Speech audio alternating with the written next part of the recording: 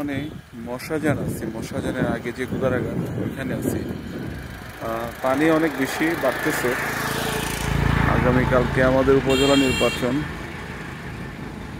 আর একদিকে পানিও বাড়তেছে। সব মিলিয়ে যদি দিনটা ভালো হয়, উপজেলা নির্বাচনটা মানুষ ভোট দিতে পারবে সুন্দরভাবে। আর মশাজান গুদারাঘাট এখানে পানি অনেক বেশি, প্রায় চতুর্দিকে পানি। পুরা নদীটা একদম ভরপুর হয়ে গেছে পানিতে। এক সাইড থেকে আরেক সাইড দেখা যাইতেছে, এই সাইড থেকে ওই সাইড পর্যন্ত পানি। আর বিপদ সীমা এখনো আসে নাই।